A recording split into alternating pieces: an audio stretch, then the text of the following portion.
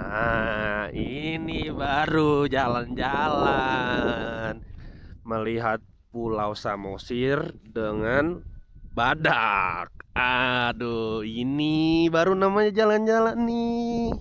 Nggak ada itu liputan naik motor, gerasa gerusu, Oh iya, kepanasan, kehujanan. Cak, lu baru sekali ke sini. ini baru namanya jalan-jalan ya. Ya, Ini baru nih Samosir lu nih ya.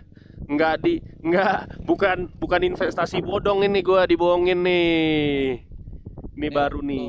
bayangin kan kemarin lu bilang Raja Ampat ya. Iya, Ya, mohon maaf ya. Danau kenapa? Toba dulu aja. Oke. Ya, mirip-mirip. Ini Ya, ya mirip-mirip ya. Ada ijo-ijonya, ada biru-birunya, mirip Raja Ampat ini. nggak usah senang-senang dulu lah. Ya, ya, ya, ya. Gini dong, baru ini liputan, semangat kita jadinya, ya.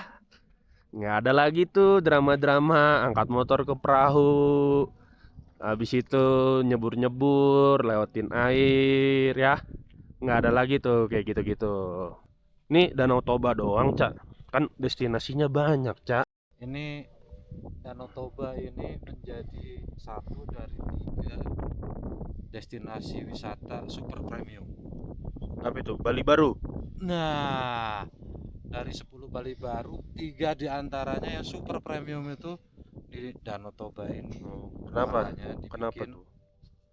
ya ada banyak cerita panjangnya itu sebenarnya. Kita juga sering nulis, pernah nulis soal itu. Tapi makanya di sini ada namanya Badan Otorita Oh, Pengelola Danau Toba. oh, apa dia fungsinya tuh, voksinya? Dia pengelola Danau Toba. Enggak, untuk mengelola pariwisata. Lah kan udah ada bupati, Cak. Emang dinas-dinas pariwisatanya kan ada. Ada, tapi kita ini jangan ngomongin Danau Toba, Bil. Nah, Sebenarnya kenapa?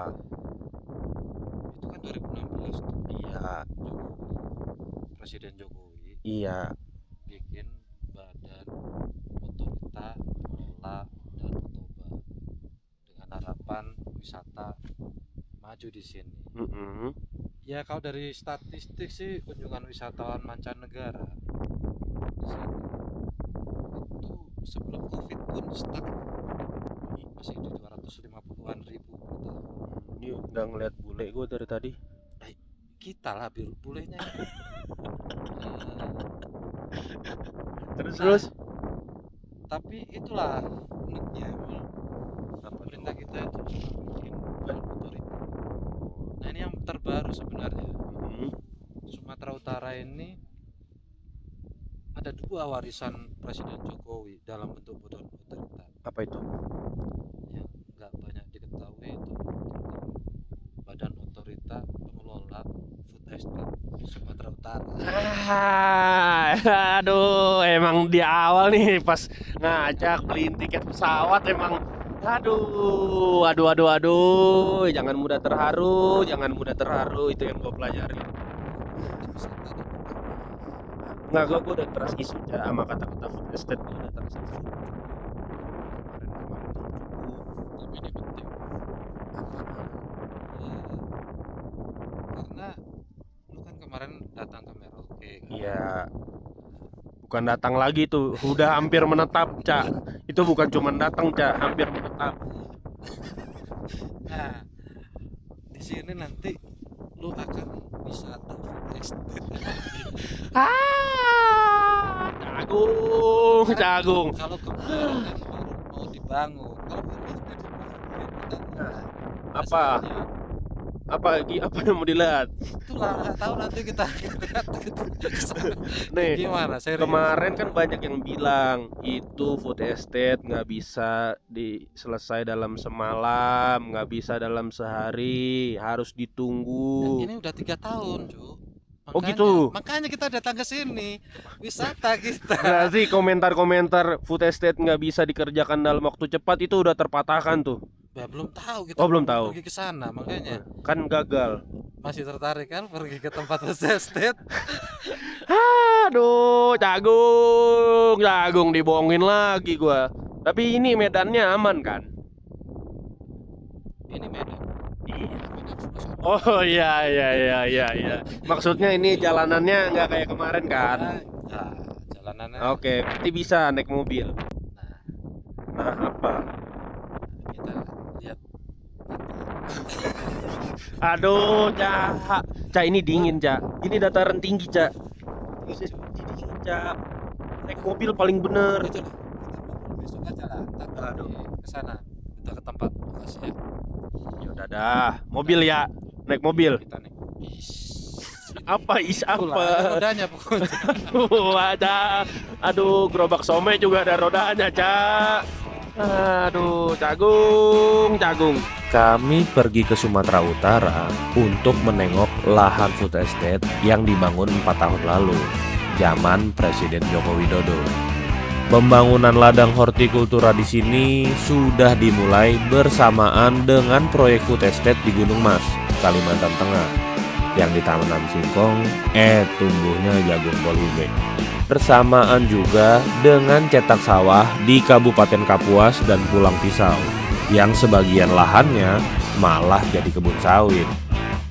Nah, Oktober lalu, 2 hari sebelum lengser, Jokowi membentuk Badan Otorita Food Estate Sumatera Utara. Food estate di Tanah Batak akan diperluas sampai 15.000 hektar di 4 kabupaten. Sebagian dari kawasan hutan seluas separuh Jakarta yang terancam perluasan food estate di Sumatera Utara. Laporan lengkap liputan ini bisa dibaca di majalah Tempo dan kanal online Tempo. Cok, apa itu diapakan dulu ya kan, biar nggak apa-apa kali. Selamat siang. Selamat siang Sumatera Utara.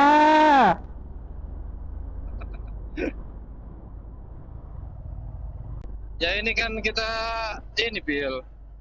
Kita lagi di Tapanuli Utara. Oh, Hujan mulai gerimis Bill, nikmatin Bill. oh Lu kan iya. kemarin Ya, itu iya, iya. di Merauke kan kering kerontang Bill. Aduh. Hah. Mana, Cak? Katanya roda 4, Cak. Lu roda lu berapa? 2. Nah, gua 22, 4 lah cukup lah kita. Ya. Nggak gitu mikirnya. Aduh. Jadi kita di ini Bill, Di mana ini? Si borong-borong. di Widih. Borong-Borong. Aku datang ke si borong-borong, tang hujan yang amat lebatlah. Nah, tapi serius, Cak, itu badan otorita fungsinya apa kemarin? Masa cuma mengurusi Danau Toba, Cak? Aduh, bukan. Kalau badan otorita Danau Toba itu Ya. dia mengelola kawasan strategis pariwisata nasional. Oh. Nah, dia di bawahnya Kementerian Pariwisata tuh. Ya, Bahasanya ya. ya banyak lah. Ada beberapa daerah apa tuh namanya zona-zona wisata yang dikembangin di Danau Toba. Apa itu namanya? Itu Oh. wilayah otoritatif mereka lah untuk mengelola. Tapi nggak semua satu Danau Toba mereka kelola. Oke. Ada juga beberapa zona pariwisata di Danau Toba yang masih dikelola oleh pemerintah kabupaten, tapi fungsinya masuk ke koordinatif, jadi tetap berkoordinasi dengan badan otorita Danau Toba. Ini Nah, ada hubungannya sama food estate apa gimana nih? badan otoritanya sama nama badan otoritanya, tapi itu yang badan otorita Danau Toba itu udah dibentuk 2016 Bill. Oke. Kalau yang paling baru itu adalah badan otorita pengelola food estate Sumatera Utara. Badan otorita ini Perpres ya, peraturan presiden ya, Ya. ditandatangani Jokowi itu 2 hari sebelum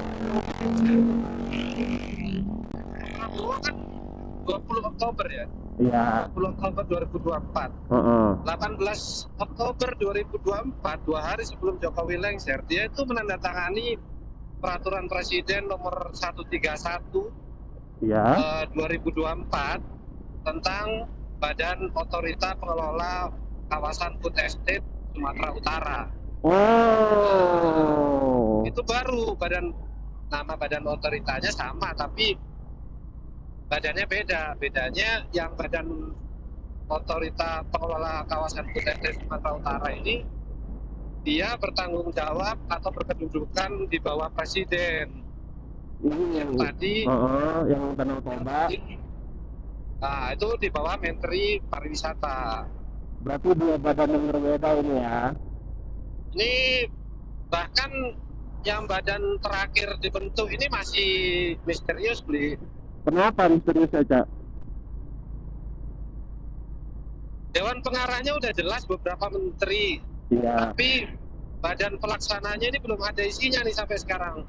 Setidaknya sampai sekarang belum ada yang ditunjuk siapa sebagai pemimpin badan otorita pengelola kawasan food estate Sumatera Utara.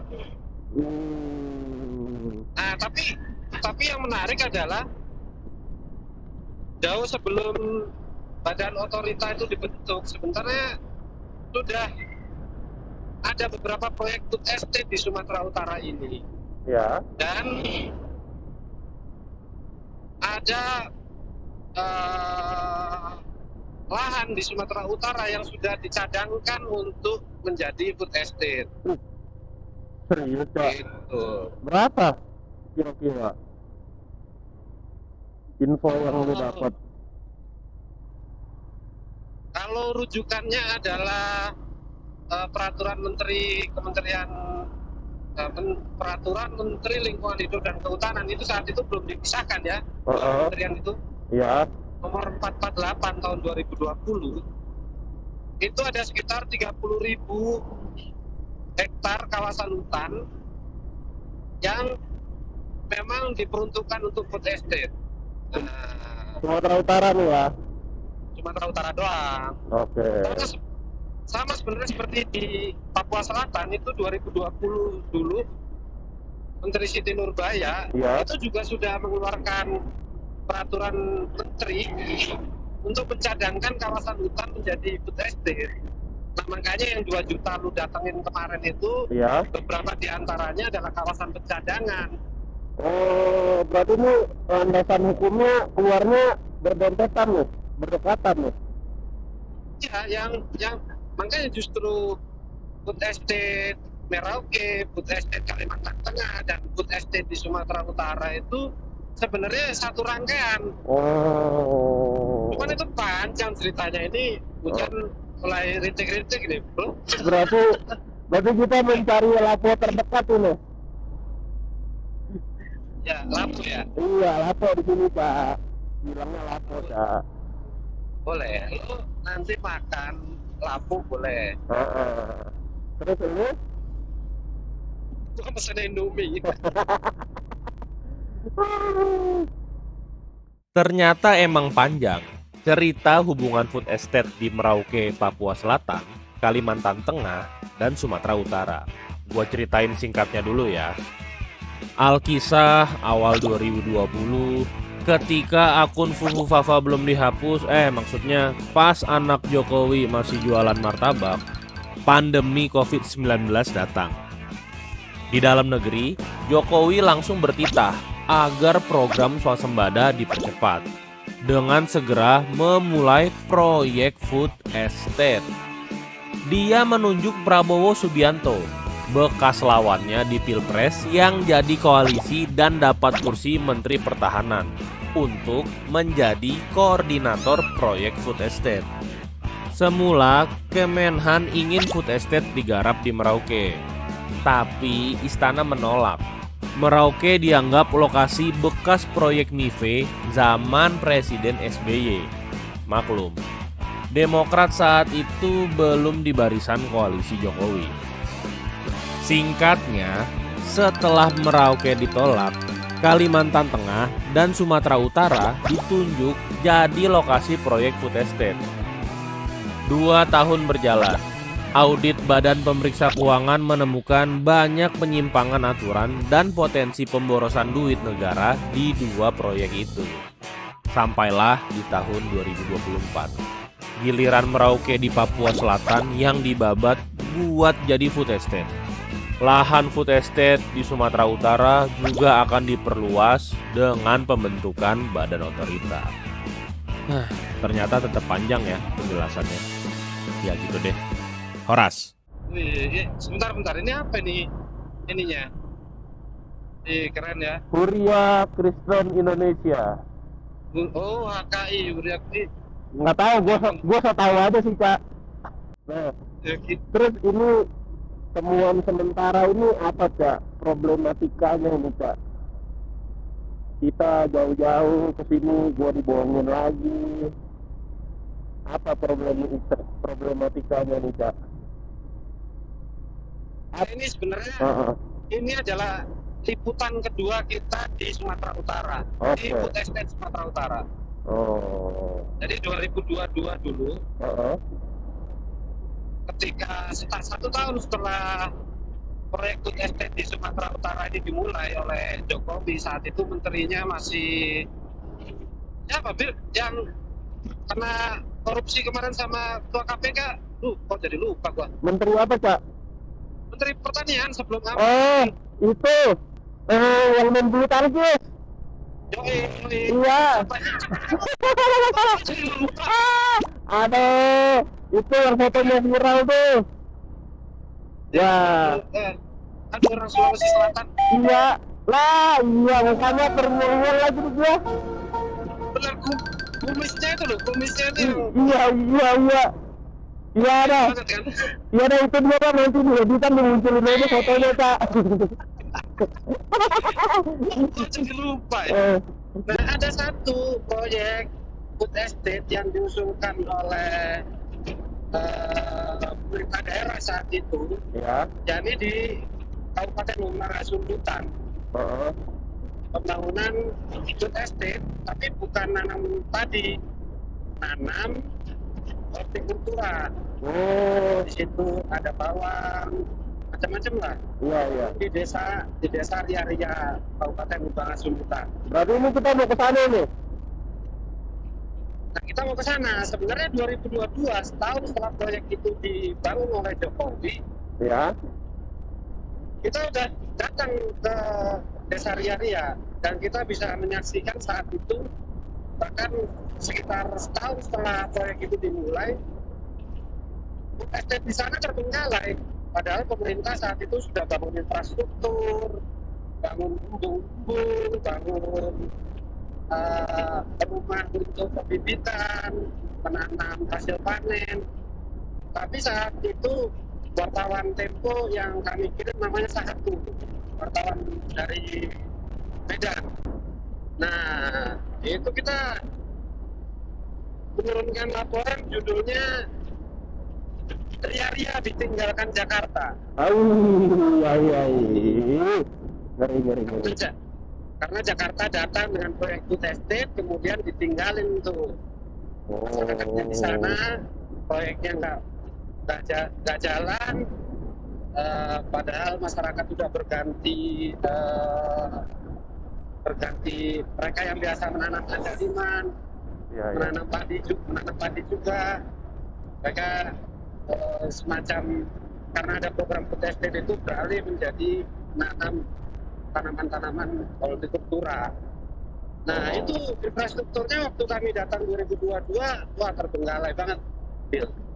Itu rumah bibit itu saat itu ada itu foto-fotonya di Tempo. Atapnya itu, sengnya itu udah pada rontok semua. Embungnya juga kosong. Oh, katanya Ada fasilitasnya udah datang. cuma hidup kalau ada yang datang doang. Itu gimana tuh, Cak?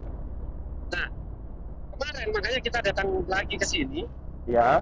Karena kita cari info lagi nih di lapangan, gimana ini sudah 3 tahun food estate di Umbang Asundutan. Oh. Kayak mana, Cie? Kayak mananya ini asik. Udah kena air Danau Toba, logatnya udah mulai Batak ya Cak? Lu kali. Kami dapat informasi di lapangan, fungsi bang, itu fasilitasnya fungsi semua. Oh ya fungsi bagus dong. Fungsi kalau ada pejabat datang. Iya. Makanya ini kita pergi ke Umbang Asundutan. Satu, ria-ria atau food estate di Sumatera Utara ini bagian dari proyek food estate yang besar yang dibangun, sampai puncak-puncak, boy.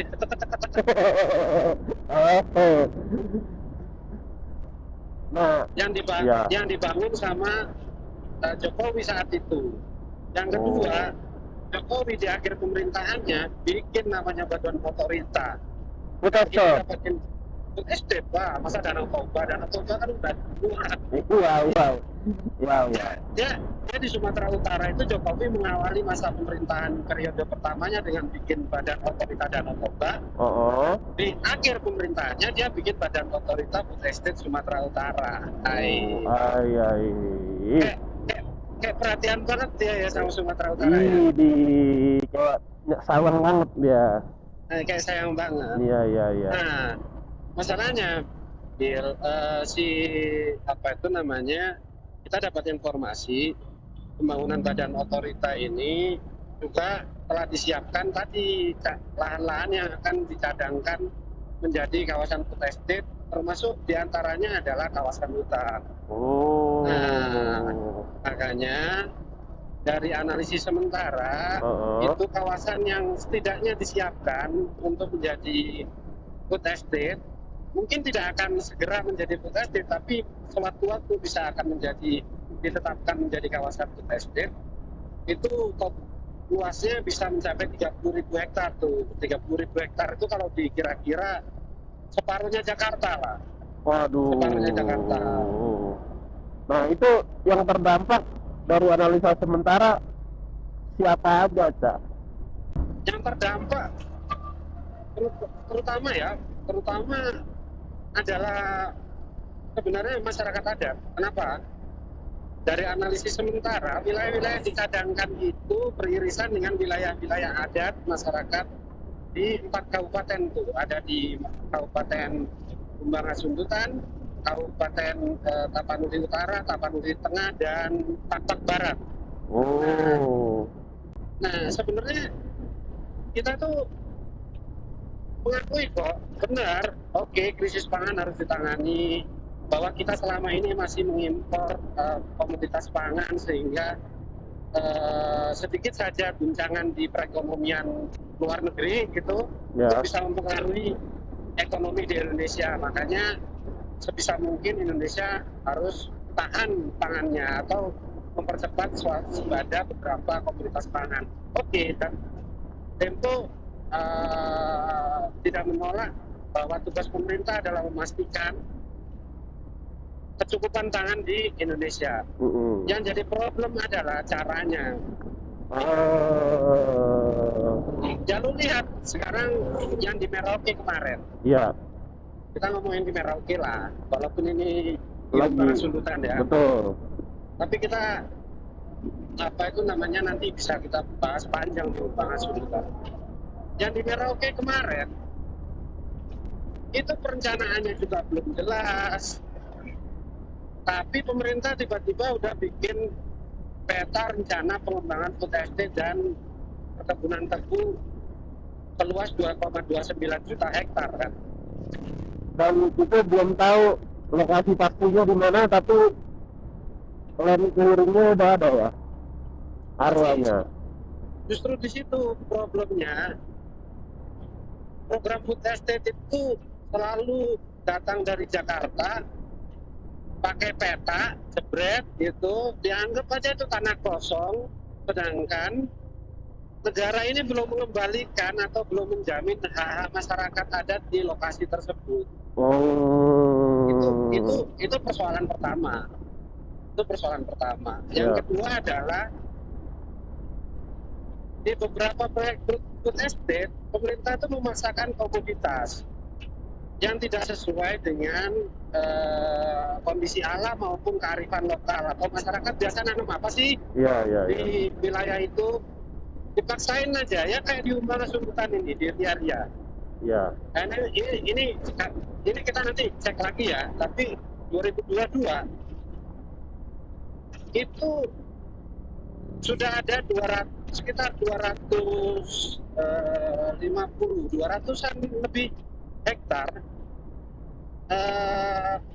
lahan pertanian masyarakat yang Oh. mereka sudah biasa nanam andaliman, mereka Oh. juga sudah bercocok tanam padi.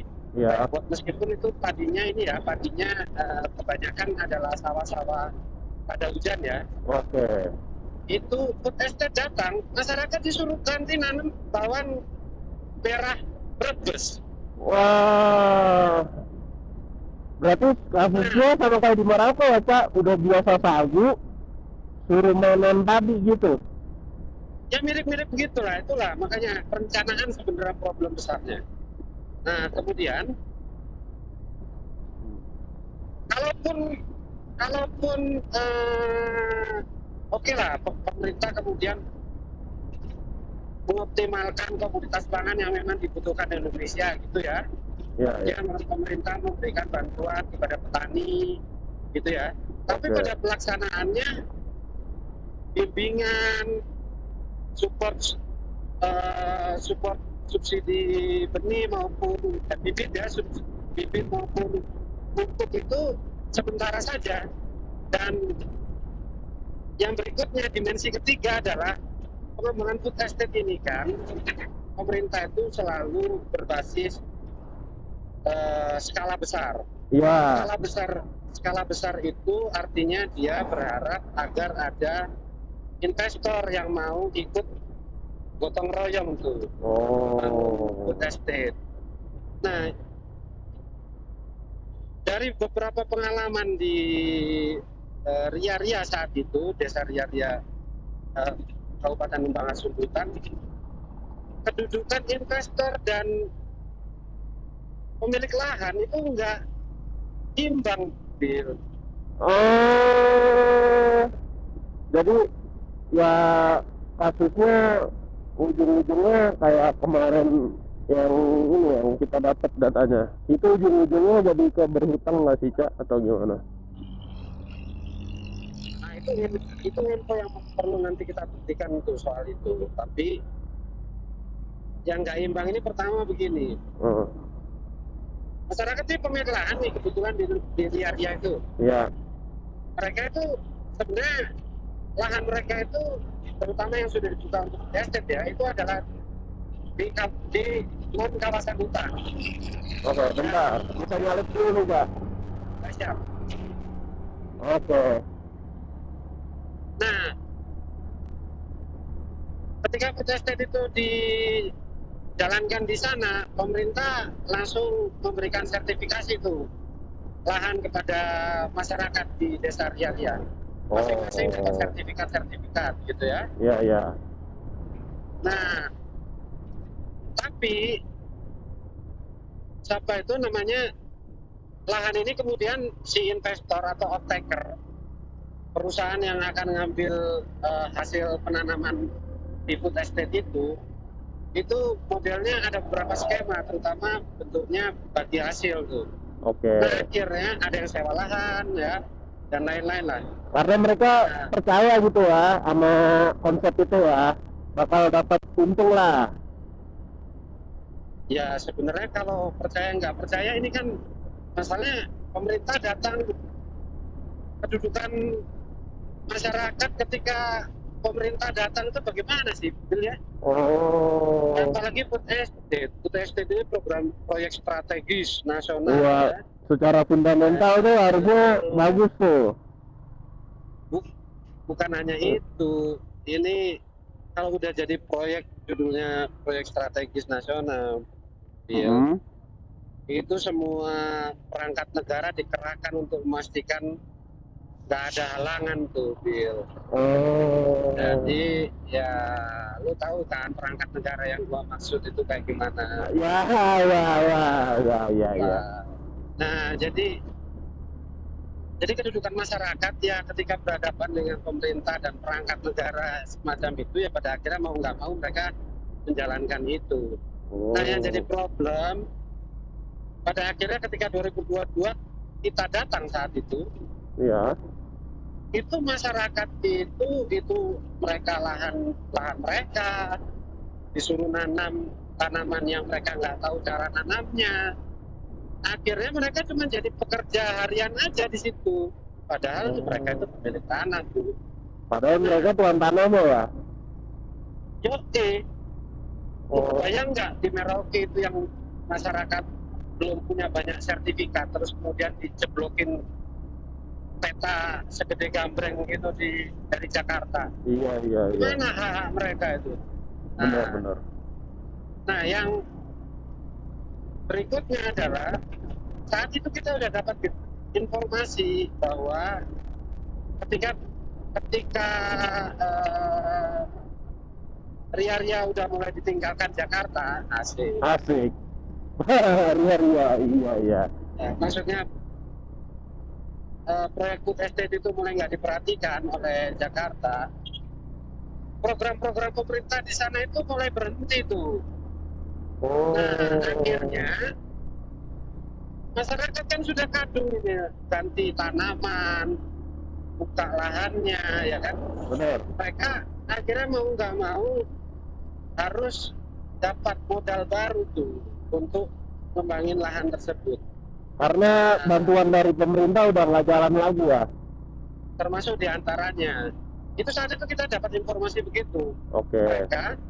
Mereka akhirnya sertifikat yang diberikan oleh Jokowi saat itu sudah mulai tuh beberapa masyarakat itu nyekolahin tuh sertifikat, disekolahin bro. Waduh.